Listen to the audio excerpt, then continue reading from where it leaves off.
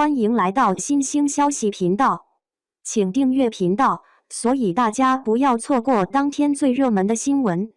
我们今天的时事通讯包括以下内容：七夜雪开拍，李沁渐老了，曾舜晞微肿了，女配一头金发真感染。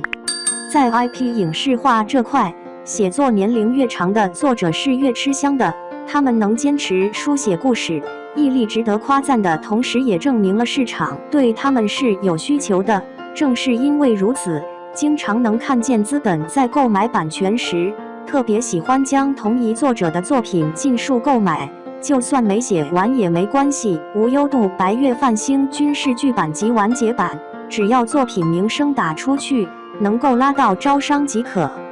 苍月作为老牌作者了，他的镜系列与朱颜先后改编成剧，取得了绝对回本的好成绩。时隔数月，他在17年前结束的故事《七夜雪》同名电视剧开拍。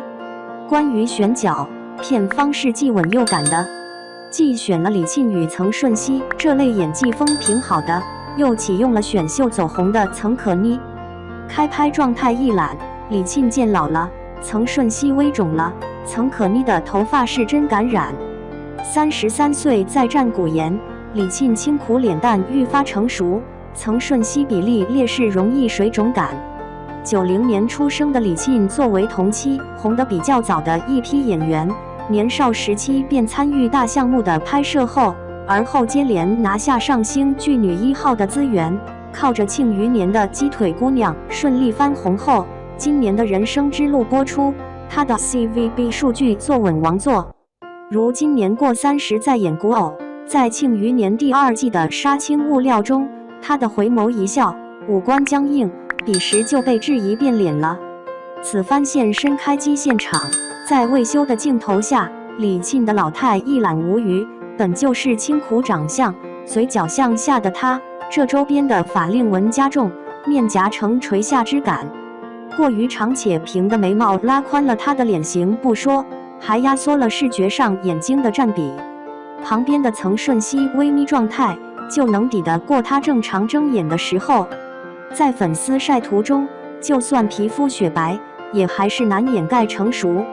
曾舜晞正值青年，浓眉大眼的他是少年肆意不假，可他的微肉脸颊饱满是饱满，稍微休息不好，这水肿也就找上来了。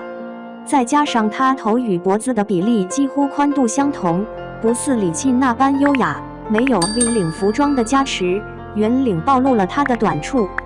曾可妮出演异域公主，妆容与金发适配，微笑唇却透出高级艳世氛围。女2号曾可妮，大多数人了解到她是因为20年的一档《青春有你》，她与刘令姿携手打造的双玉组合，从身材到气场在人群中均是降维打击的存在。虽未能出道成团，但节目所带来的红利还是支持着她继续着演员梦想。在去年靠《点燃我》温暖你里扮演潇洒女孩任迪，让观众看见她的叛逆塑造性后，此番加盟古装剧，对比起李沁与曾舜晞的国风温雅，将头发染成金黄灿烂的曾可妮上演美拉德潮流，消肿眼影，自然卧蚕，大面积腮红处理。粉丝镜头下的曾可妮还没穿上戏服呢，与众不同的异域感就起来了。